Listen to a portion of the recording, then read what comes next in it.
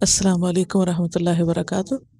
نحمدہ ونصلی علی رسولہ الکریم، اما بعد فاعوذ باللہ من الشیطان الرجیم، بسم اللہ الرحمن الرحیم۔ رب اشرح لی صدری ویسر لی امری واحلل عقدۃ من لسانی یفقہوا قولی۔ ولا يحزنک الذین یسارعون فی الکفر، اور نہ غمگین کریں تجھ کو وہ لوگ جو کفر میں دوڑ دھوپ کر رہے ہیں۔ یسارعون کا کیا روٹ ہے؟ سین رے عین سرع، سرعت۔ کس کو کہتے ہیں سرعت؟ تیز چلنا، تیزی۔ وہ لوگ جو تیزی دکھا رہے ہیں کفر میں، یعنی کفر کی حالت میں خوب ترقی کر رہے ہیں، خوب کام کر رہے ہیں، بھاگ رہے ہیں، دوڑ رہے ہیں، آ رہے ہیں، جا رہے ہیں، وہ سمجھ رہے ہیں کہ شاید ہم اپنی اس تیزی سے اللہ کے دین کو ختم کر دیں گے یا اللہ کے نام کو جھکا دیں گے۔ فرمائے انہم لن یضروا اللہ شیئا، بے شک وہ اللہ کا ہرگز بھی کچھ نہیں بگاڑ سکتے۔ اچھا، تو پھر اللہ تعالیٰ ان کو یہ موقع کیوں دے رہا ہے کہ وہ اتنا کام کر لیں؟ ان کو پنپنے کا، پلنے پھولنے کا، آگے بڑھنے کا موقع کیوں مل رہا ہے؟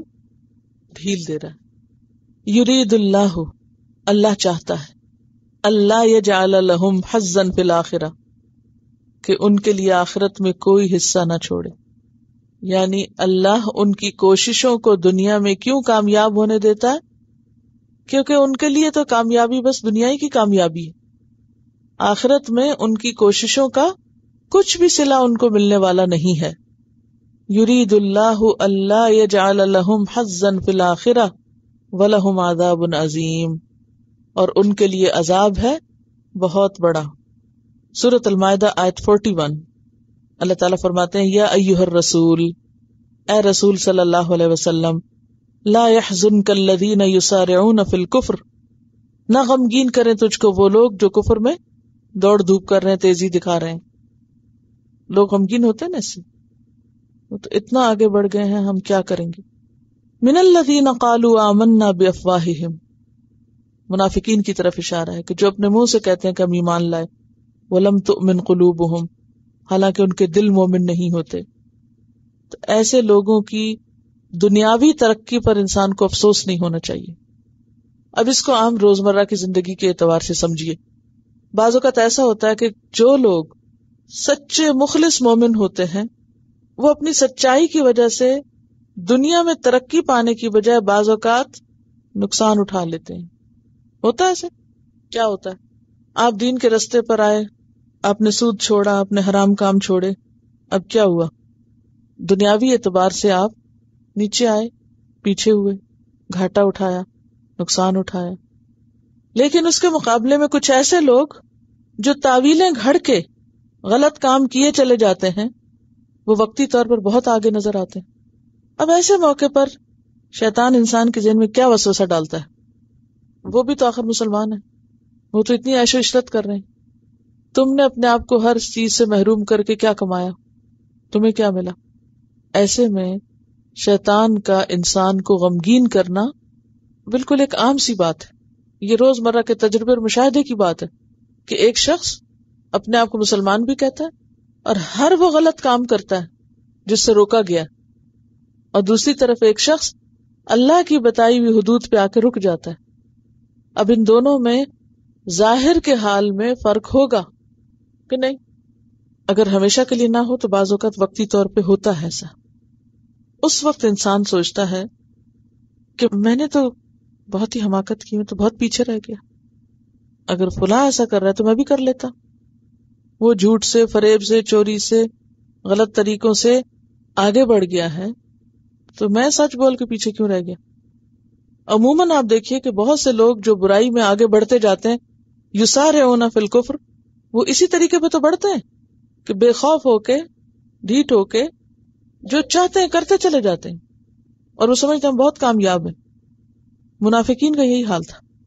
فرمایا کہ وہ جو دنیاوی طور پر غلط کام کے باوجود ان کو ترقی حاصل ہو رہی ہے، کیونکہ ہوتا پتہ کیا کہ ایک شخص غلط ہوتا ہے، اس کے باوجود اس کو ترقی ہوتی چلی جاتی یا نہیں ہوتی۔ اچھا، عموماً پھر کیا ہوتا ہے؟ مصیبت یہ ہوتی ہے کہ جب ایک انسان ایک غلط رستے پر ہو اور اس میں اس کو کامیابی بھی حاصل ہوتی چلی جائے تو وہ کیا سمجھنے لگتا ہے سب ٹھیک کر رہا ہوں.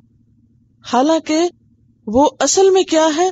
یرید اللہ اللہ یجعل لہم حظا فی الآخرہ. اللہ چاہتا ہے کہ یہ جو محنت کر رہے ہیں نا اس کا صلہ ان کو یہی مل جائے، آخرت میں ان کے لیے کچھ نہ بچے.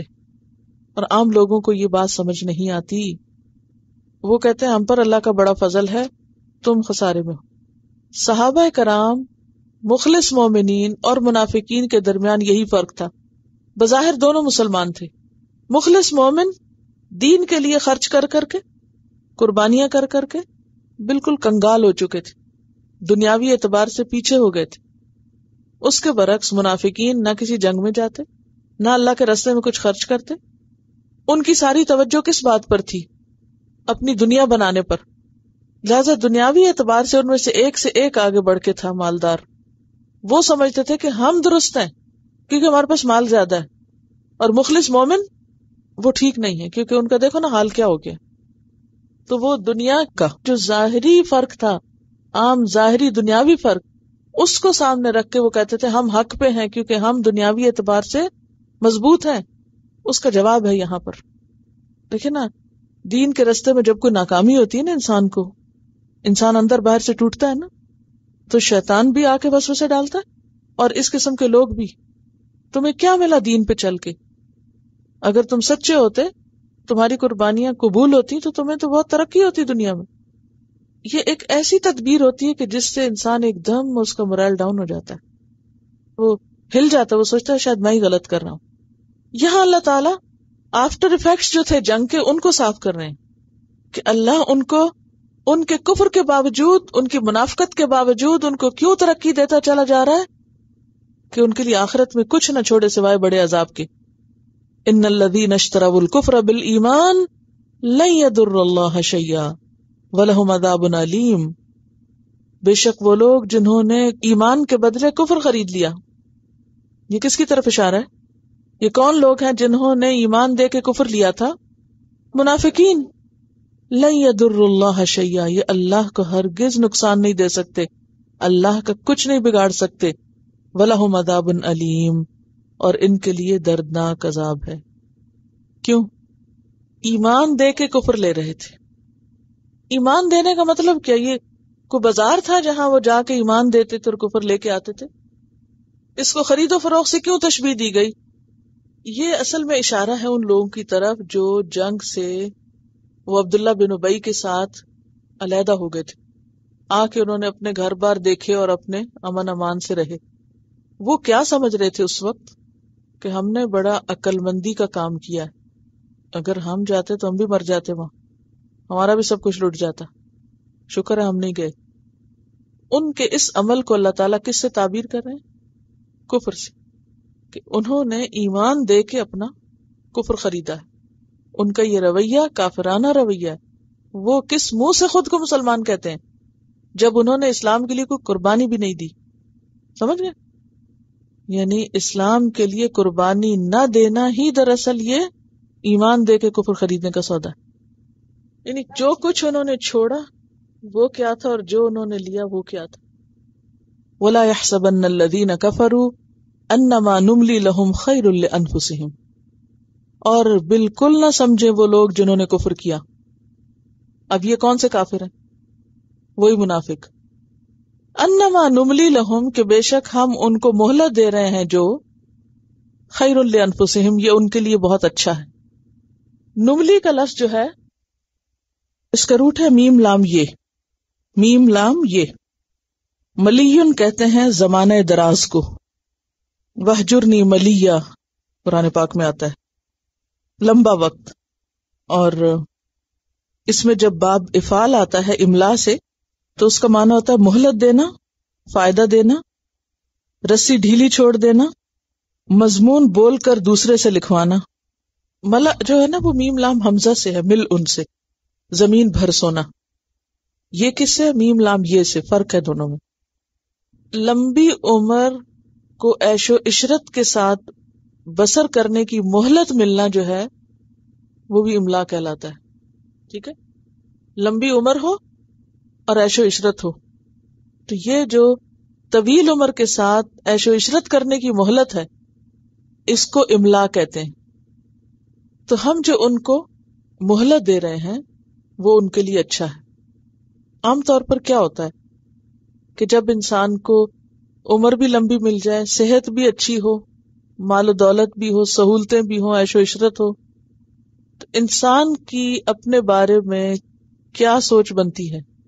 اس قسم کی پراسپیرٹی اگر کسی کو ملے کہ عمر بھی لمبی ہو، عیش و عشرت بھی ہو، صحت ہو، ہر چیز کی فراوانی ہو، اور اس کے ساتھ یہ کہ وہ دین کے لیے بھی کچھ نہ کرتا ہو، کوئی عبادت نہیں، کوئی کچھ نہیں، تو پھر اس کو یہ جو مہلت مل جاتی ہے وہ کیا سمجھتا ہے؟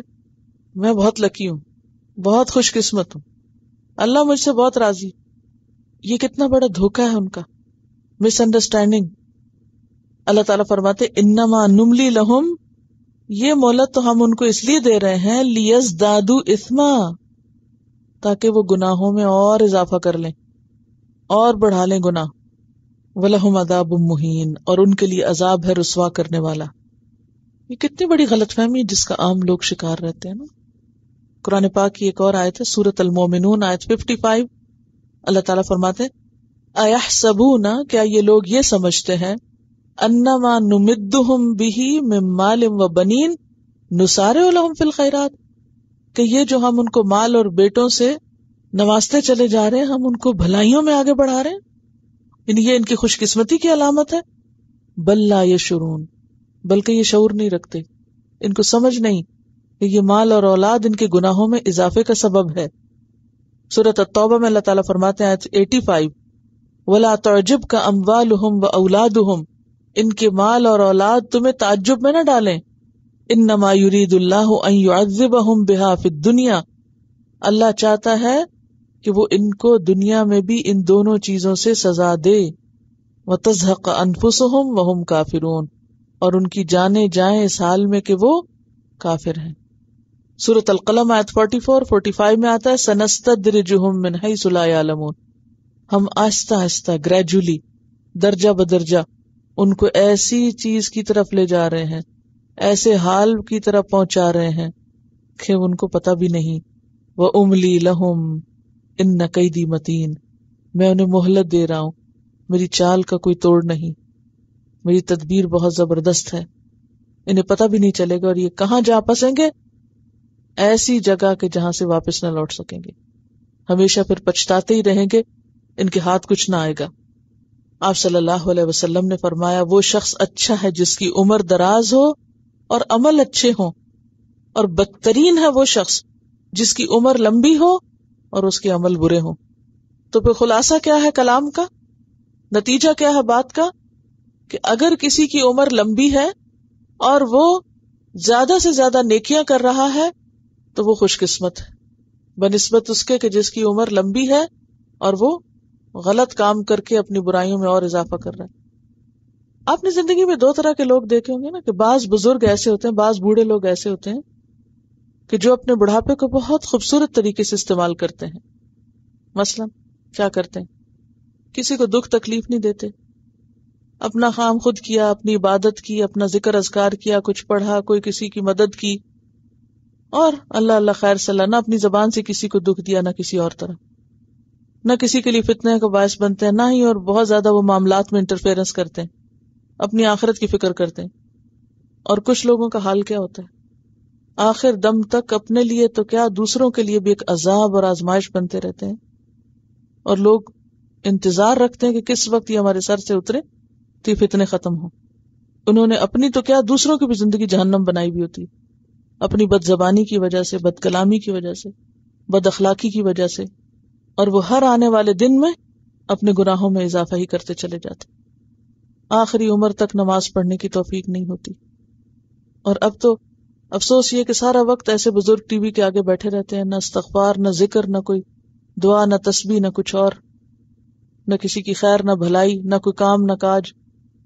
ایسا بڑھاپا بدترین بڑھاپا ہے کہ اس بڑھاپے میں بھی انسان کو اللہ کی طرف رجوع کرنے کی توفیق نہ ہو.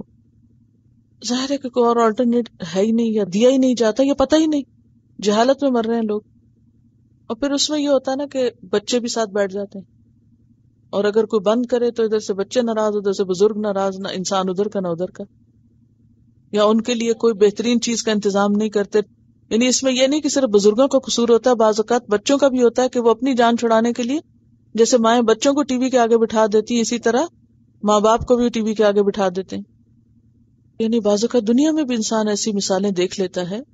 تو اس لیے کبھی بھی غلط کام کر کے انسان یہ نہ سوچے کہ اگر فوری طور پہ میری پکڑ نہیں ہوئی تو میں بچ گیا اور میں ٹھیک ہی ہوں اور میں اس میں اور زیادہ آگے بڑھوں. کیونکہ ہوتا ہے نا کہ جب انسان غلطی کرتا ہے نا اور کوئی اس کو دنیا میں پکڑ پوچھ نہیں آتی تو وہ اور شیر ہو جاتا ہے اور دلیر ہو جاتا ہے. یہی یہاں پر فرمایا انما نملی لہم لیزدادوا اسما، کہ ہم ان کو پکڑتے نہیں، ڈھیل دے دیتے ہیں، اس سے وہ اور زیادہ آگے بڑھ جاتے ہیں اور غلطی میں آگے چلے جاتے ہیں. وَلَهُمْ عَذَابٌ مُهِينٌ، اور ان کے لیے عذاب ہے رسوا کرنے والا، بے عزتی کرنے والا، اہانت آمیز، توہین آمیز. کہ بعض اوقات دنیا میں بھی برائیاں جو ہیں وہ انسان کی رسوائی کا سبب بنتی ہیں، اور آخرت تو آخرت ہے. اب غزوہ احد کی بات ہو رہی ہے اور بیچ میں یہ آیات کس لیے کہ ایک طرف مخلص مسلمانوں کا حال بتایا جا رہا ہے کہ ان کا حال یہ ہے کہ چوٹیں کھا کے پھر اٹھ کے کھڑے ہو جاتے ہیں وہی کام کرنے، اور دوسری طرف منافقین ہیں تو وہ اپنی دنیا میں مست ہیں. اور پھر یہ بات بھی تو ہے نا کہ اللہ کو چھانٹنا تھا، الگ الگ کرنا تھا، اچھے اور برے لوگوں کے درمیان تمیز کرنا تھی. ما کان اللہ لیذر المؤمنین علی ما انتم علیہ، ایسا نہ تھا کہ اللہ چھوڑ دے مومنوں کو اسی حال پر جس پر تم ہو.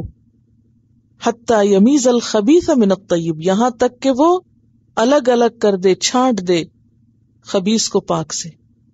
یعنی دنیا میں ہی طیب اور خبیث کے درمیان فرق لانا تھا، اس کو نکھارنا تھا، الگ الگ کرنا تھا، مومن اور منافق کے بیچ میں فرق دکھانا تھا.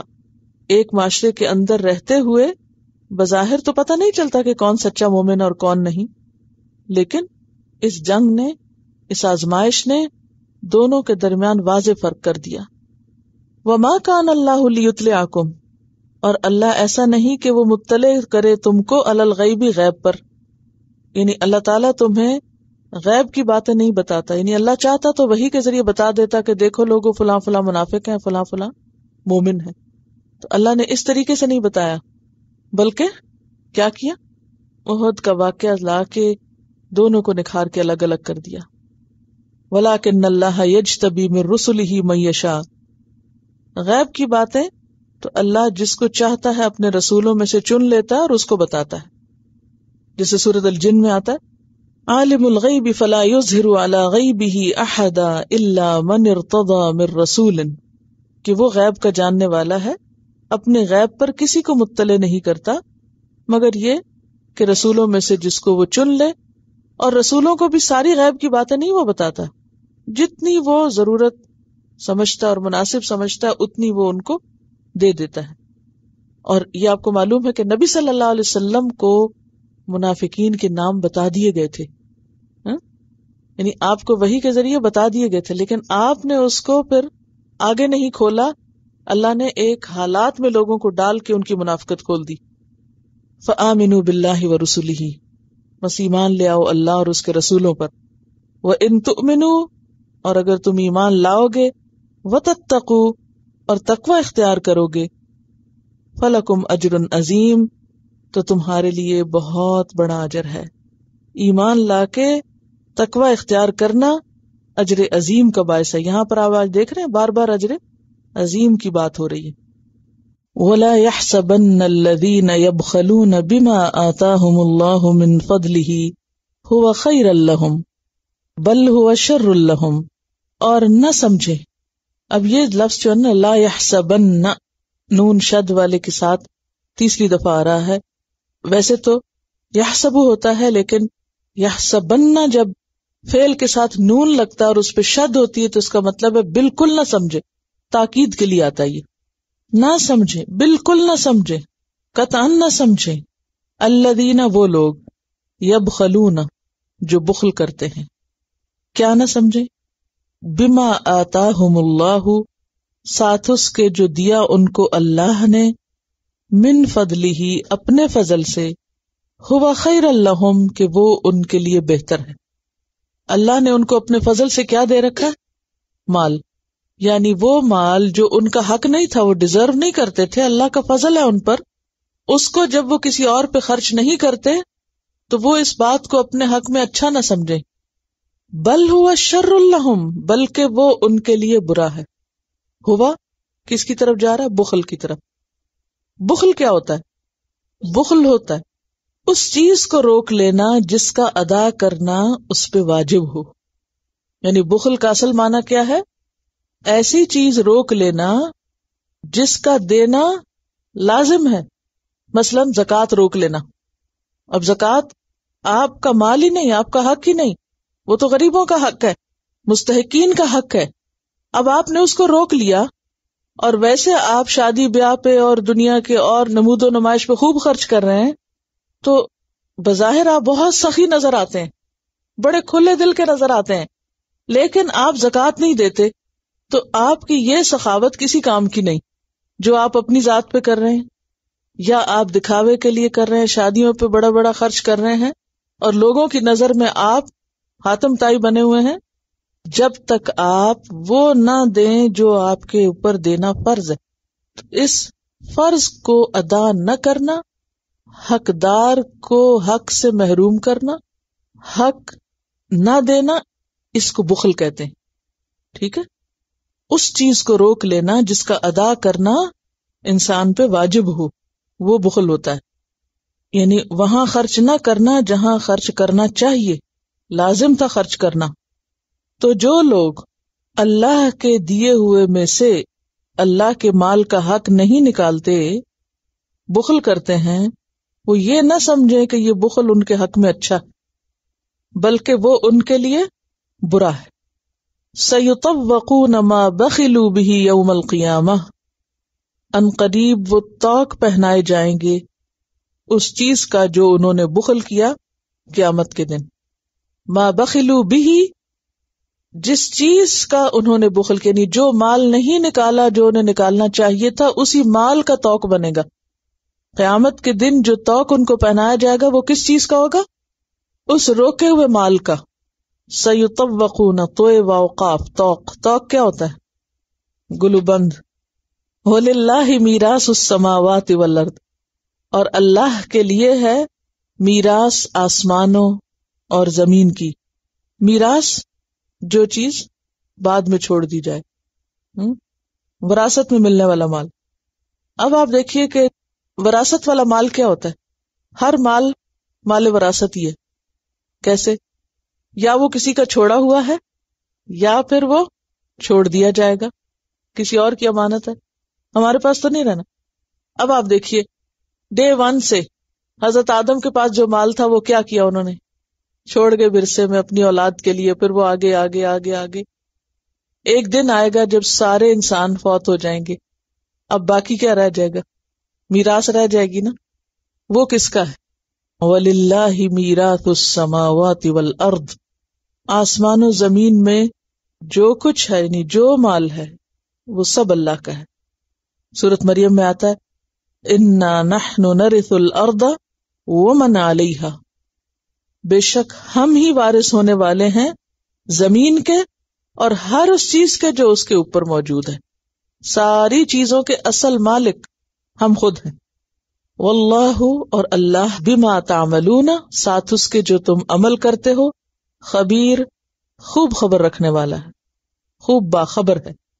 یہاں پر منافقین کا حال بتایا جا رہا ہے کہ وہ مال کی اس قدر محبت میں مبتلا تھے کہ اللہ کے راستے میں جب خرچ کرنے کا وقت آتا اور جو انہیں خرچ کرنا چاہیے تھا وہ خرچ کر کے نہیں دیتے تھے۔ جہاں وہ جان کی قربانی کے لیے تیار نہیں تھے وہاں وہ مال کی قربانی کے لیے بھی تیار نہ تھے۔ تو دیکھیے کہ اگر ہم لوگوں کو جان قربان کرنے کا موقع نہیں کہیں مل سکتا اور ہماری نیت ہے کہ اللہ تعالیٰ اگر آپ نے مجھ سے جان بھی مانگی تو میں دے دوں گی، پتہ نہیں کس دل سے کہہ رہے ہیں، تو اس سے پہلے اپنے آپ کو یہ دیکھ لینا چاہیے کہ ہم اپنے مال میں سے کتنا نکالنے کے قابل ہیں، اپنے گلو بند وغیرہ میں سے۔ یعنی اگر وہ نہیں دے سکتے اللہ کی خاطر تو جان کہاں دیں گے؟ جان کی باتیں تو پھر جھوٹی ہیں۔ تو مال کی قربانی جان سے کم تر درجے کی قربانی ہے۔ تو منافقین جو ہیں وہ مال بھی نہیں اللہ کے راستے میں دیتے اور وہ بخل کرتے ہیں اور اس پہ خوش ہوتے ہیں. قرآن پاک میں اللہ تعالیٰ فرماتے ہیں وَأَمَّا مَن بَخِلَ وَاسْتَغْنَى وَكَذَّبَ بِالْحُسْنَى فَسَنُيَسِّرُهُ لِلْعُسْرَى وَمَا يُغْنِي عَنْهُ مَالُهُ إِذَا تَرَدَّى. سورۃ اللیل کی آیات ہیں 8 سے 11 تک کہ جس نے بخل کیا اور بے نیازی برتی اور بھلائی کو جھٹلایا تو ہم اس کے لیے مشکل راہ آسان کریں گے، یعنی اس کو آہستہ آہستہ مشکلات کی طرف لے جائیں گے اور اس کا مال اس کے کچھ کام نہ آئے گا جبکہ وہ خود ہلاک ہوا. اچھا، ایک بات یہ بھی یاد رکھیے کہ بخل میں صرف مال کا بخل نہیں ہوتا، علم کا بخل بھی ہوتا ہے، خیر اور بھلائی کا بخل بھی ہوتا ہے. وہ مما رزقناہم ينفقون کے اپوزٹ جو کچھ ہوگی، یعنی جو ہم نے ان کو دیا اس میں سے ان کو خرچ کرنا ہے. اور جو شخص نعمت پا کے صرف اپنی ذات تک محدود کر لے، کسی دوسرے تک نہ پہنچنے دے، تو وہ سب پھر بخل ہی کی قسم میں آ جاتا ہے. تو بخل کا لفظ کہ اصل معنی تو وہی ہے کہ جہاں دینا چاہیے اور جو دینا چاہیے وہ نہ دے، اور پھر بخل عام معنوں میں بھی استعمال ہونے لگا، یعنی ضروری نہیں کہ صرف زکوٰۃ کو روکنا بلکہ کسی بھی خیر کو روکنا بخل ہے. حضرت ابو ہریرہ سے روایت ہے، رسول اللہ صلی اللہ علیہ وسلم نے فرمایا جس کو اللہ نے مال دیا اور اس نے اس کی زکوٰۃ نہ دی تو قیامت کے دن اس کے مال کو ایسے سانپ کی شکل پہ کر دیا جائے گا جو گنجا ہوگا، اس کی آنکھوں پہ 2 سیاہ دھبے ہوں گے. قیامت کے دن وہ سانپ زکوٰۃ نہ دینے والے کی گردن کا طوق بن جائے گا، یعنی اس کے گرد لپٹ جائے گا جیسے گلو بند ہو، اور اس کی دونوں باچھیں پکڑ کر کہے گا میں تیرا مال ہوں، میں تیرا خزانہ ہوں. اس کے بعد آپ نے یہی آیت تلاوت کی لا يحسبن الذين يبخلون بما آتاهم الله من فضله هو خير لهم بل هو شر لهم، آخر تک. یہ بخاری کی روایت ہے. بخاری اور مسلم کی ایک اور روایت بھی ہے حضرت ابو ذر سے کہ آپ صلی اللہ علیہ وسلم نے فرمایا جو آدمی بھی ایسا ہو کہ اس کے پاس اونٹ، گائے، بھینس، بکریاں ہوں اور وہ ان کا فرض ادا نہ کرے، کیا زکوٰۃ نہ دے، تو قیامت کے دن یہ جانور بہت ہی بڑی جسامت اور فربہی کے ساتھ سامنے آئیں گے، موٹے موٹے بن کے آئیں گے. اونٹ اپنے موزوں سے اس کو روندیں گے، اونٹ اپنے موزوں سے یعنی پاؤں سے، کھر سے اس کو روندیں گے. گائے بکریاں اس کو سینگوں سے ماریں گی. جب پچھلی قطار روندتی ہوئی اور مارتی ہوئی اس پر سے گزر جائے گی تو پہلی قطار پھر آ پہنچے گی. یہ روندنے اور مارنے کا سلسلہ اس وقت تک جاری رہے گا جب تک لوگوں کے درمیان فیصلہ نہ کر دیا جائے. یہ بخاری اور مسلم 2 کتابوں کی حدیث ہے، متفق علیہ روایت ہے کہ اونٹ، گائے، بکری، بھینس وہ سب کیا کریں گے؟ قیامت کے دن بہت موٹے ہو کر آئیں گے اور اس شخص کے اوپر سے گزریں گے. کبھی زندگی میں اتفاق ہوا ہو کسی گلی سے گزرتے ہوئے بھینس یا بکری کو دیکھنے کا، یا کبھی وہ آپ کے پیچھے دوڑی ہو، تصور سے بھی آپ گر پڑے کہ اگر کوئی بھینس، گائے آپ کی طرف دوڑ کے آ رہی ہو مارنے کے لیے، کبھی خواب میں بھی آپ دیکھیں تو کیا حال ہوتا ہے، کس قدر خوف زدہ کرنے والی چیز ہے. تو وہ لوگ جو زکوٰۃ نہیں دیتے ان جانوروں کی، قیامت کے دن یہ جانور موٹے تازے ہو کر لائن بنا کے آئیں گے، گزریں گے اس شخص کو رونتے ہوئے، وہ گزر کے واپس چلے جائیں گے اور دوسری لائن آ جائے گی، وہ فارغ ہوں گے تو پیچھے سے ایک اور لائن بنی ہوئی، یعنی لائن قطار آتے جائیں گے، رونتے جائیں گے. اور یہ سب ہوتا رہے گا اس دن جو حشر کا دن ہے، جس کی مدت 50,000 سال ہے. اور حدیث میں واضح طور پر آتا ہے یا پھر اس کو جنت میں بھیج دیا جائے گا بعد میں، یا دوزخ میں بھیج دیا جائے گا. اب آپ سوچ رہے ہو کہ جنت میں کیسے چلا جائے گا وہ جس نے اتنا بڑا جرم کیا؟ ہو سکتا ہے کہ اس کے پاس باقی اعمال اتنے ہوں، نامہ اعمال بھاری ہو اور وہ ان کی وجہ سے جنت میں پہنچ جائے، لیکن حشر کا سارا عرصہ یہی سزا بھگتتا رہے گا.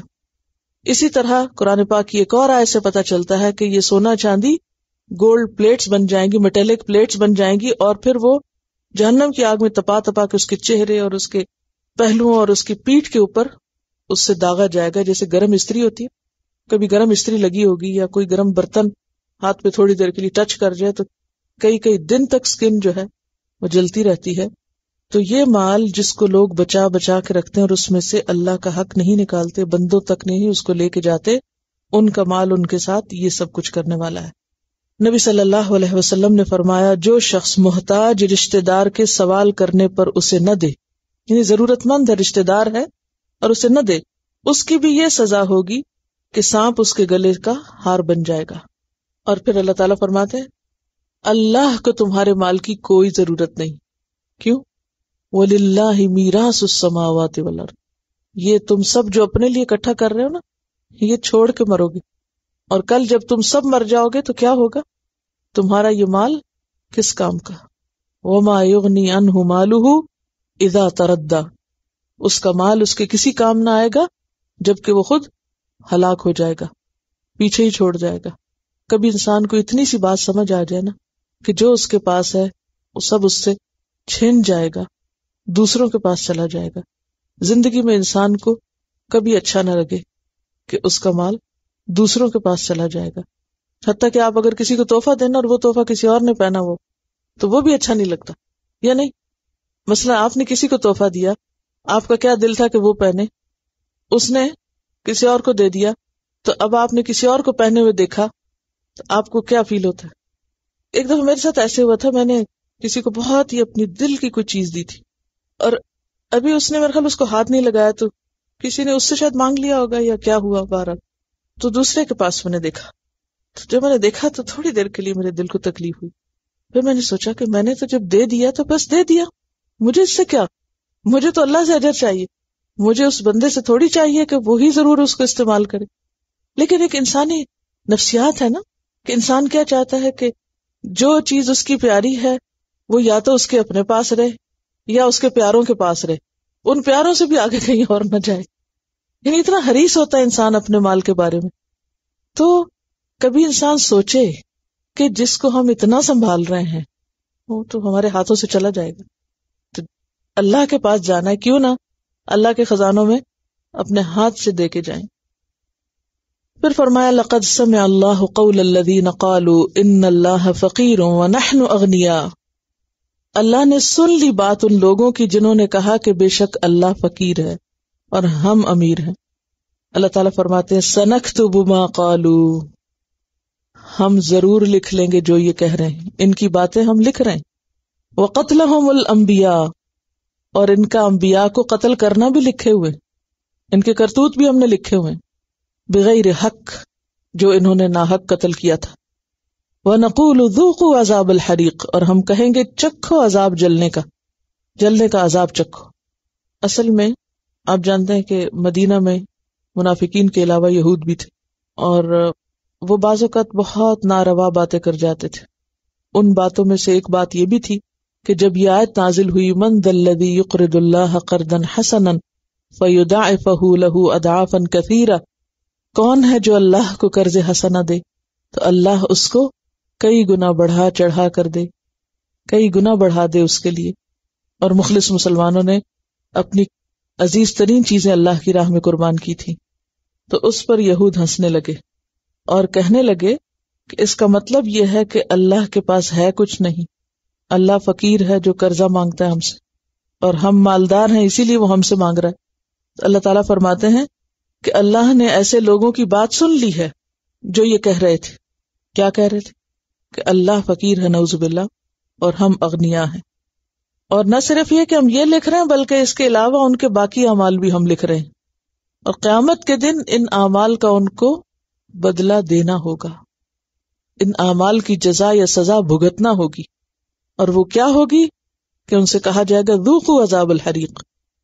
آپ دیکھیے کہ ایسی باتیں سرکشی کی باتیں ہوتی ہیں، دین کا مذاق اڑانا، آیات کا مذاق اڑانا، اللہ کا حکم سن کر اس حکم میں مذاق خیز باتیں اس میں سے نکالنا، اس کی ہنسی اڑانا یا اس کے اندر ایسے چٹکلے پیدا کرنا، یہ انتہائی گھٹیا باتیں ہوتی ہیں۔ منافقین کا بھی یہی طریقہ تھا، جب ان سے کہا جاتا کہ تم نے یہ کیوں کہا تو کہتے ہیں ہم تو ویسے ہی مذاق کر رہے تھے۔ تو اس پر کہا گیا نا، باللہ و آیاتہ و رسولہ کنتم تستہزئون، تمہیں مذاق کرنے کو اور کوئی چیز نہیں ملی تھی، اللہ اور اس کی آیات اور اس کے رسول کے ساتھ ہی سارا مذاق ہے تمہارا۔ تو بات یہ ہے کہ اللہ کو ماننے والے لوگ اگر ایسی باتیں کریں، ایک تو وہ لوگ ہیں نا دنیا میں جو اللہ کو مانتے ہیں، ان کو پتہ ہی نہیں کسی چیز کا، وہ تو ایک الگ ہی کیس ہے، سمجھ میں آتا ہے کہ ان کا کوئی یقین ہی نہیں، ایمان ہی نہیں، وہ جو بھی کہیں. لیکن حیرت ہوتی ہے نا ان لوگوں پر جو ایک طرف اللہ کو مانتے ہیں اور دوسری طرف اللہ کے احکامات اور آیات کا مذاق بھی اڑاتے ہیں. ایسے میں زیادہ تکلیف ہوتی ہے نا. آپ نے کئی سو کالڈ مسلمانوں کو بھی دیکھا ہوگا کہ ایک طرف اپنے آپ کو مسلمان کہتے ہیں اور دوسری طرف قرآن ہی کی آیات کا مذاق اڑا رہے ہوتے ہیں، کبھی حوروں کے نام پہ، کبھی کسی کے کبھی کسی کے. تو بات یہ ہے کہ ایسی باتیں سرکشی کی باتیں ہوتی ہیں، اور یہ باتیں وہ لوگ کرتے ہیں جن کے دل میں خدا کا خوف نہیں ہوتا. اللہ تعالیٰ پیچھے فرماتے ہیں وَخَافُونِ إِن كُنتُم مُؤْمِنِينَ، ڈرو مجھ سے اگر تم مومن ہو. اور وہ بے خوف کیوں ہوتے ہیں؟ کیونکہ انہیں یہ بھول چکا ہوتا ہے کہ ان کے منہ سے نکلا ہوا ہر لفظ لکھا جا رہا ہے، ریکارڈ ہو رہا ہے، اور انہیں بھولا ہوا ہوتا ہے کہ یہ ریکارڈ قیامت کے دن سامنے لایا جائے گا، یہ سب کچھ کھل جائے گا. اس وقت ان کو حساب دینا ہوگا، جواب دینا ہوگا، اور جب جواب نہیں دے پائیں گے تو سزا بھگتنا ہوگی. وَنَقُولُ ذُوقُوا عَذَابَ الْحَرِيقِ، حریق کا لفظ جو ہے نا حیر عقاب سے جلنا. ذالک کیا ہے؟ اشارہ. کس کی طرف اشارہ؟ یہ ان کو کیوں کہا جائے گا ذوقوا عذاب الحریق، یا ان کا یہ انجام کیوں ہوگا؟ بما قدمت ایدیکم، بوجہ اس کے جو آگے بھیجا تمہارے ہاتھوں نے. تمہارے اپنے ہاتھوں کی کمائی ہے، تمہارا اپنا کیا سامنے آ رہا ہے، تمہارا اپنا قصور ہے. وَأَنَّ اللَّهَ لَيْسَ بِظَلَّامٍ لِّلْعَبِيدِ، اور بے شک اللہ بندوں پر ظلم کرنے والا نہیں، ادنا سا ظلم بھی نہیں کرے گا. عبید عبد کی جمع ہے، بندے. اللہ بندوں پہ ظلم نہیں کرتا.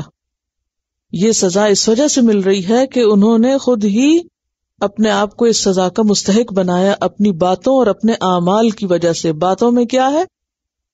ان کا یہ قول، اور اعمال میں کیا ہے؟ قتلہم الانبیاء. یہ کون لوگ ہیں جو کہتے ہیں الذین قالوا، یہ وہ لوگ ہیں جو کہتے ہیں ان اللہ عہد الینا، بے شک اللہ نے ہم سے عہد لے رکھا ہے، اللہ نے ہم سے کہا تھا. حالانکہ کچھ نہیں کہا تھا، یہ خود ساختہ بات ہے. کیا کہا تھا؟ اللہ نؤمن لرسول، کہ ہم نہ کسی رسول کو مانے حتی یأتینا، حتی کہ وہ لائے ہمارے پاس کیا؟ بقربان، ایک قربانی تأکلہ النار، جس کو آگ کھا جائے. ایمان نہ لانے کے لیے انہوں نے ایک بہانہ یا ہیلا اختیار کر رکھا تھا اور اللہ پر بہتان گھڑا تھا، جھوٹ بولا تھا. اور وہ کیا؟ کہ اللہ نے ہمیں کہا ہے کسی نبی کو نہ ماننا جب تک وہ ایسی قربانی پیش نہ کرے جسے آگ کھا جائے. ہاں یہ بات ضرور ہے کہ اللہ تعالیٰ نے بعض انبیاء کو یہ معجزہ دیا تھا کہ ان کی قربانی کو آگ کھا جاتی تھی. سب سے پہلے تو حابیل قابیل کی قربانی کا ذکر آتا ہے کہ جب ایک بھائی کی قربانی قبول ہوئی اور دوسرے کی نہ ہوئی تو ایک نے دوسرے کو مار دیا. تو وہ قربانی قبول کیسے ہوئی تھی، یہ کیسے پتا چلا تھا؟ اس کے بارے میں روایات میں آتا ہے کہ آسمان سے ایک آگ آئی اور اس کو کھا گئی. اسی طرح حضرت الیاس علیہ السلام، حضرت سلیمان علیہ السلام، حضرت یحییٰ علیہ السلام کو بھی یہ معجزہ دیا گیا. یعنی بعض ایسے انبیاء تھے جنہیں یہ معجزہ دیا گیا تھا. کیا؟ کہ ان کی قربانیوں کو آسمانی آگ آ کے کھا جاتی تھی. تو اس بات کو انہوں نے کس طرح ٹویسٹ کر دیا؟ وہ پیچھے ان کی حرکتیں آتی ہیں نا کہ اپنی زبان کو موڑ کے کیا کرتے تھے، بات کو کچھ سے کچھ بنا لیتے تھے. تو انہوں نے اس بات کو ٹویسٹ کر لیا اور کہا کہ اللہ نے ہم سے یہ کہا ہے کہ تم نے کسی نبی کو نہیں ماننا جب تک کہ وہ یہ معجزہ پیش نہ کرے. تو چونکہ نبی صلی اللہ علیہ وسلم یہ معجزہ پیش نہیں کر پا رہے، لہٰذا ہم ان کو نہیں مانیں گے. ہم نہ ماننے میں بالکل جسٹیفائڈ. یہ جسٹیفیکیشن تھی ان کی اپنے آپ کو سچا ثابت کرنے کے. حالانکہ یہ انتہا درجے کا جھوٹ تھا جو یہ اللہ پہ باندھ رہے تھے.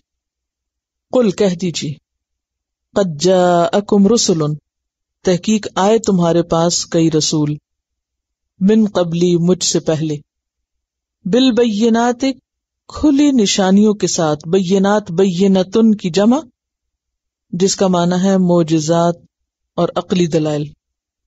عقلی دلائل اور معجزات لے کر پیغمبر آئے. وبالذی قلتم، اور وہ چیز بھی لائے جو تم کہہ رہے ہو. کون سی چیز؟ ایسی قربانی جسے آگ کھا جائے. فَلِمَ قَتَلْتُمُوهُمْ، تو کیوں تم نے ان کو قتل کیا تھا؟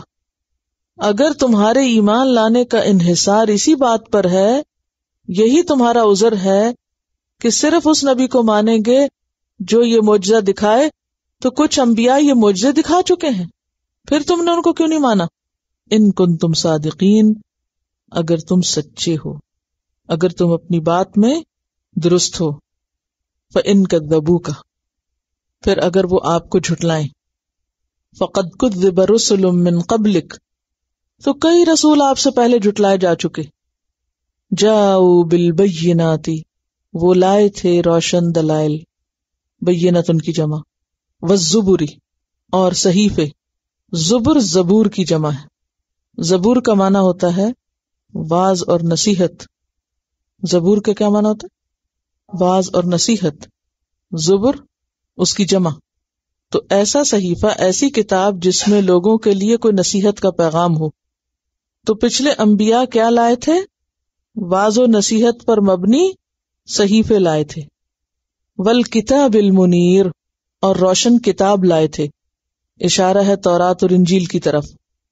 نبی صلی اللہ علیہ وسلم کو تسلی دی جا رہی ہے کہ آپ ان کی باتوں پر پریشان نہ ہوں، ان کے جھٹلانے پر پریشان نہ ہوں. اگر یہ آپ کو جھٹلا رہے تو یہ کوئی نئی بات نہیں، یہ تو اس سے پہلے بھی بہت سے پیغمبروں کو جھٹلا چکے، اور ایسا نہیں تھا کہ وہ پیغمبر معجزات پیش نہیں کر سکے تھے. انہوں نے معجزے پیش کیے، صحیفے دکھائے، روشن کتاب پیش کی، لیکن انہوں نے ایک نہ مانی. نہ کوئی دلیل، نہ کوئی معجزہ، اور نہ ہی کوئی نشانی، اور نہ کوئی قربانی. جس ہٹ درمی پہ یہ قائم تھے اسی پہ قائم رہے. کل نفس ذائقۃ الموت، ہر نفس کو موت کا مزہ چکھنا ہے، ہر نفس کو موت کا مزہ چکھنا ہے. وَإِنَّمَا تُوَفَّوْنَ أُجُورَكُمْ يَوْمَ الْقِيَامَةِ، اور بے شک تم سب کو پورا پورا بدلہ دیا جانا ہے تمہارے کاموں کا قیامت کے دن. بے شک تم سب اپنے اجر پورے کے پورے دیے جاؤ گے یوم القیامہ کو. توفون کا لفظ جو ہے واو فے یہ سے ہے، وفا. وفا کس کو کہتے ہیں؟ پورا پورا دینا. پیچھے کہیں پڑھا؟ کیا پڑھا؟ شابش، متوفی کا، پورا پورا لے لوں گا تجھ کو، تو تمہیں پورا پورا ملے گا. اس سے ایک اور بات بھی پتہ چلتی ہے کہ اگر کسی کو اس کی نیکی کی کوئی جزا دنیا میں ملتی بھی ہے تو وہ جزوی ہے، پوری نہیں ہے. یعنی نیکی کرنے والے کو اس کا بدلہ ملتا ہے دنیا میں بھی اور آخرت میں بھی. لیکن دنیا میں اگر انسان کو کچھ حسنہ ملتی ہے، کوئی بھلائی ملتی ہے، تو وہ عموماً تھوڑی سی ہوتی ہے یا پارٹ آف اٹ ہوتا ہے، پوری بھلائی نہیں ہوتی. اسی طرح اگر کسی کو کوئی سزا ملتی ہے تو وہ بھی پوری نہیں مل سکتی، کیونکہ دنیا خود انکمپلیٹ ہے. یہاں نہ کمپلیٹ جزا ہے نہ سزا ہے. کمپلیٹ جزا، پوری پوری جزا، پوری پوری سزا صرف آخرت میں. تو گویا دنیا کی جزا اور سزا جو بھی انسان کو ملتی ہے، سزا بھی ملتی ہے نا. کل ہی آپ نے پڑھا کیا کہ جو بھی مصیبت تم پر آتی ہے وہ اپنے ہاتھوں کی کمائی سے آتی ہے. کہیں نہ کہیں تمہاری اپنی غلطی ہوتی ہے، کوئی بیماری ہو یا کوئی اور تکلیف ہو، یعنی انسان کی اپنی کوتاہی بھی اس میں شامل ہوتی ہے. ٹھیک ہے، لیکن سزا ہو یا جزا جو دنیا میں ہے وہ تھوڑی ایک جھلک ہے بس. کیونکہ وہ شخص جس کو ساری زندگی میں ہر طرح کی نعمت ملی ہوگی، قیامت کے دن کی ایک سزا کی جھلک دیکھ کے کیا کہے گا؟ میں نے خدا کی قسم کوئی راحت پائی ہی نہیں. اور اسی طرح دنیا میں سب سے زیادہ تکلیف والا شخص قیامت کے دن جنت کا ایک نظارہ اور ایک جھلک دیکھ کے کیا کہے گا؟ میں نے تو کوئی تکلیف کبھی دیکھی نہیں. تو دنیا کی تکلیفیں بھی کیا ہیں؟ جزوی، نہ ہونے کے برابر. اور دنیا کی خوشیاں بھی کیا ہیں؟ عارضی، نہ ہونے کے برابر. اس سے یہ بھی پتہ چلتا ہے کہ قبر میں بھی سزا اور جزا ہوگی. کیونکہ بعض لوگ کہتے ہیں نا اگر سزا جزا آخرت میں ہوگی تو پھر قبر میں کیوں سزا جزا ہوگی؟ کبھی سنی آپ نے یہ بات کہ فیصلہ تو قیامت کے دن ہوگا، قبر میں کیوں سزا ہوگی؟ تو بھئی جیسے فیصلہ تو آخرت میں ہوگا، دنیا میں کیوں سزا مل جاتی بندے کو؟ جیسے دنیا میں بعض انسان کے برے اعمال کی پکڑ ہو جاتی ہے، ایسے ہی قبر میں بھی آخرت کے آنے سے پہلے جزا اور سزا کا تصور موجود ہے اور ملتی ہے، لیکن ہر شخص کو اصل بدلہ قیامت کے دن ہی ملے گا۔ فمن زحزح عن النار، تو جو آگ سے دور کر دیا گیا، بچا دیا گیا، کیا روٹ ہے اس کا؟ زح پیچھے گزرا، وما هو بمزحزحہ، تو جو آگ سے دور کر دیا گیا، بچا لیا گیا، وادخل الجنت، اور جنت میں داخل کر دیا گیا، فقد فاز، پس تحقیق وہ کامیاب ہو گیا۔ فاز کا روٹ ہے فا واؤزا، فوز، وادخل الجنت، اور وہ جنت میں داخل کر دیا گیا، فقد فاز، تو وہ کامیاب ہو گیا۔ اب آپ دیکھیں اصل کامیابی کیا ہے؟ آگ سے بچ کے جنت میں جانا، کیونکہ کچھ لوگ ایسے ہوں گے جو آگ میں سے گزر کے جنت میں جائیں گے، صحیح حدیث سے پتہ چلتا ہے، اور نبی صلی اللہ علیہ وسلم ان کی شفاعت کریں گے اور پھر ان کو جہنم سے نکلوائیں گے، اور کچھ خوش قسمت آگ کی ایک جھلک پائے بغیر سیدھے جنت میں جائیں گے۔ تو یہ ہے وہ اصل کامیابی جس کی طرف یہاں اشارہ کیا جا رہا ہے۔ وَمَا الْحَيَاةُ الدُّنْيَا، اور نہیں دنیا کی زندگی، إِلَّا مَتَاعُ الْغُرُورِ، مگر سامان دھوکے کا۔ دنیا کی زندگی متاع غرور ہے، غرور کا روٹ غین رے ہے، باطل کو کہتے ہیں، اور متاع کیا ہے؟ فائدہ اٹھانے کی چیز۔ دنیا بس وقتی فائدے کی چیز ہے، اصل کامیابی آخرت کی کامیابی ہے، اور اس کی کامیابی ہے جو آگ میں جائے بغیر سیدھا جنت میں چلا جائے، آگ سے بچا لیا جائے۔ لیکن انسان کا حال کیا ہے؟ بل تؤثرون الحیات الدنیا والآخرۃ خیر وابقی، بلکہ تم دنیا کی زندگی کو ترجیح دیتے ہو، حالانکہ آخرت بہتر بھی ہے اور ہمیشہ باقی رہنے والی۔ سورۃ القصص میں اللہ تعالیٰ فرماتے ہیں، آیت نمبر 60، وَمَا أُوتِيتُم مِّن شَيْءٍ فَمَتَاعُ الْحَيَاةِ الدُّنْيَا، تو جو بھی تم دنیا کا سامان دیے گئے ہو، کچھ بھی، تو وہ دنیا کی زندگی کا فائدہ ہے، وَزِينَتُهَا، اور اس کی زینت، وَمَا عِندَ اللَّهِ خَيْرٌ وَأَبْقَىٰ، اور جو اللہ کے پاس ہے وہ بہتر بھی ہے اور ہمیشہ باقی رہنے والا بھی۔ ایک حدیث سے آپ صلی اللہ علیہ وسلم نے اس بات کو سمجھایا تھا کہ اگر کوئی سمندر میں ایک انگلی ڈبو کے نکال کے دیکھے تو دنیا آخرت کے مقابلے میں ایسی ہی ہے جیسے اس سمندر کے مقابلے میں انگلی کو لگنے والا پانی۔ اب دیکھیں کہ ایک انگلی اگر آپ کبھی گئے ہو سمندر پہ، اس میں ڈبو کے نکالنے کیا لگے گا؟ زیادہ سے زیادہ اس کے ساتھ کیا آئے گا؟ ایک قطرہ آئے گا، اور اس کے مقابلے میں سمندر ہے۔ آخرت تو اصل جگہ ہے، اور اس کے مقابلے میں دنیا میں کتنی بھی راحتیں انسان پالے وہ وقتی ہیں، دھوکے کا سامان۔ تو یہاں کیا بتایا جا رہا ہے کہ ہر شخص کو موت کا ذائقہ چکھنا ہے، پھر قیامت آنی، قیامت کے دن انسان کو سارے اعمال کا پورا پورا بدلہ ملنا ہے۔ اس دن کچھ لوگ کامیاب ہوں گے اور کچھ ناکام ہوں گے۔ کامیاب وہ ہوگا جس کو آگ سے بچا لیا گیا، جو جنت میں داخل کیا گیا، اور دنیا کی زندگی دھوکے کے سامان کے سوا کچھ بھی نہیں۔ کیسے ہے دھوکہ؟ یہ کیا دھوکہ ہے؟ ہمیں سمجھ نہیں آتی نا اس دھوکے کی، اس لیے پوچھ رہی ہوں۔ ہم دھوکہ نہیں سمجھتے اس کو، حقیقت تو آخرت ہے۔ اس میں آپ دیکھیے کہ چونکہ کئی آیات سے جنگ احد پر ہی تبصرہ چل رہا تھا تو ترتیب وار واقعات آ رہے تھے، اور یہاں پر آخر میں واقعات کا آخری حصہ یعنی جو شہادت اور شہیدوں سے متعلق تھا اس پر بات کی گئی، اور پھر ان کے اگلے انجام کے بارے میں بتایا گیا کہ وہ کس قدر کامیاب لوگ ہیں اور وہاں ان کی کیفیات کیا ہیں۔ پر اس میں خاص طور پر جو بہت خوبصورت بات ہے وہ یہ کہ وہاں جا کر بھی ان کی خوشی اس بات پر ہے کہ ہمارے پیچھے ہمارے عزیز دوست اور ہمارے پیارے ہمارے ہی راہوں پر ہیں، اور وہ بھی انہی رستوں سے چل کر ہمارے پاس آ کے ملنے والے ہیں۔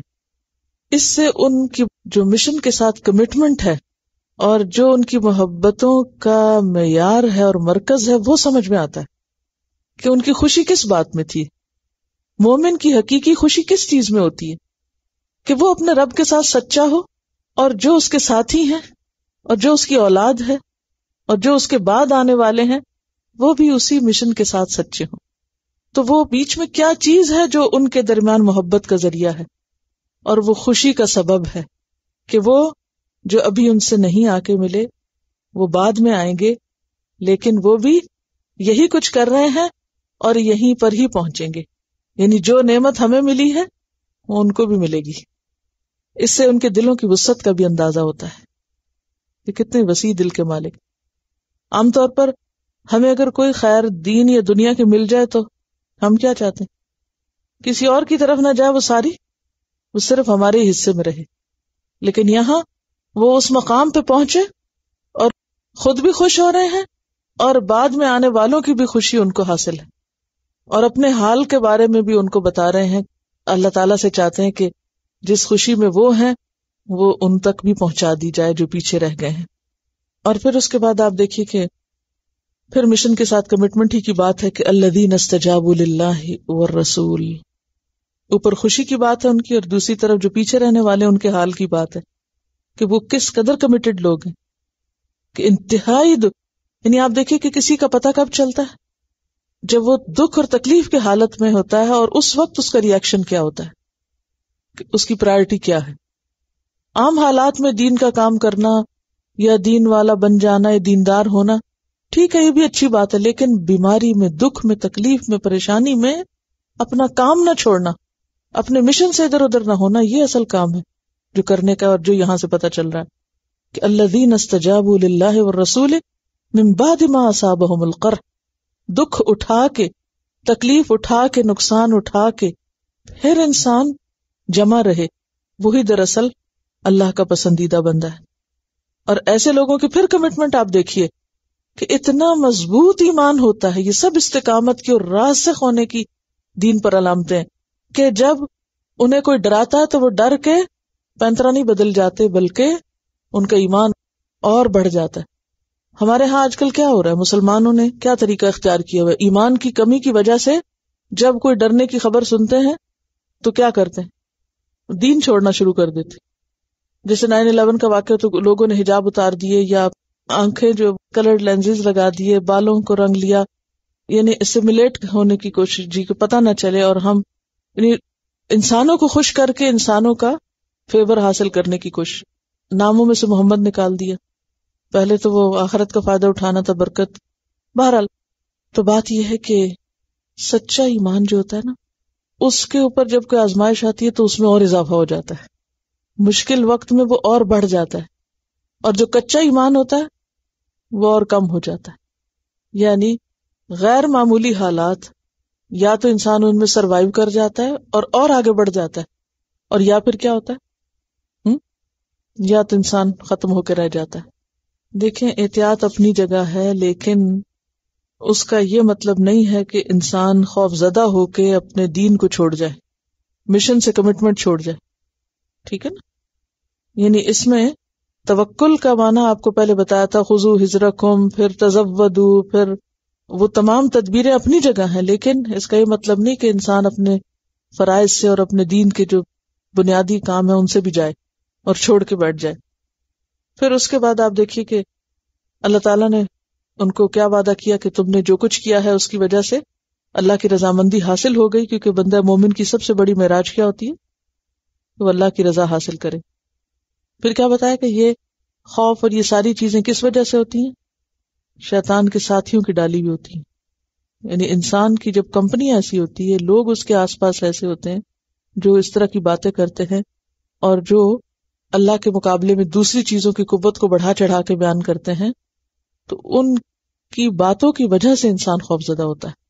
دیکھیں نا، انما ذالکم الشیطان یخوف اولیاءہ، کہ انسان جب شیطانوں سے دوستی کرتا ہے تو پھر ان کے اثرات قبول ہوتے ہیں. آپ دیکھیں کہ ایسا کیا نہیں ہوتا، یہ بالکل فطری سی بات ہے. آپ جس طرح کے لوگوں میں بیٹھ جائیں نا، جس ماحول میں، آپ کی ویسی سوچ بننے لگتی.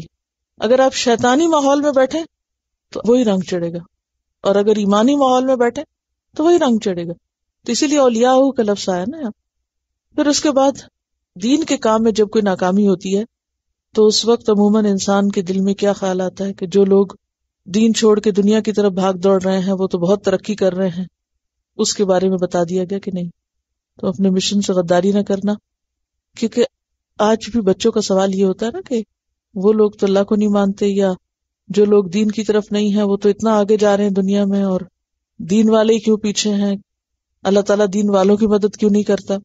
تو یہاں یہ بتایا جا رہا ہے کہ دو وجوہات ہوتی ہے، ایک تو یہ کہ دین والے خود خدا کا خوف کریں، اور دوسری طرف یہ ہے کہ وہ اس بات سے مروب نہ ہو۔ یہ سب وقتی باتیں ہیں۔ جو لوگ ایمان کے بدلے کفر لیتے ہیں وہ اللہ کو کچھ بھی نقصان نہیں دے سکتے، اللہ کو کچھ نہیں جاتا۔ اگر سارے لوگ بھی دین چھوڑ جائیں تو اللہ تعالیٰ کا کچھ نقصان نہیں۔ اور جو لوگ کفر کے ساتھ ترقی کر رہے ہیں بنیادی طور پر اللہ نے ان کو دنیا میں ڈھیل دی ہوئی۔ اور پھر مصیبتوں کا فلسفہ بتایا گیا کہ مصیبتیں کیوں آتی ہیں، تاکہ اچھے برے میں تمیز کی جائے۔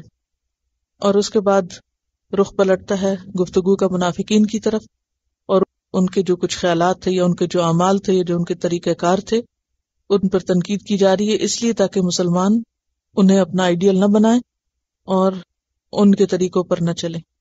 اور آخر میں پھر یہ کہا گیا کہ ہر شخص کو موت کا ذائقہ چکھنا، قیامت کے دن تم میں سے ہر ایک اپنے کیے کی جزا پالے گا، تو دار الجزا اصل میں آخرت ہے۔ وآخر دعوانا ان الحمد للہ رب العالمین۔ سبحانک اللہم وبحمدک نشہد ان لا الہ الا انت نستغفرک ونتوب الیک۔ السلام علیکم ورحمۃ اللہ وبرکاتہ۔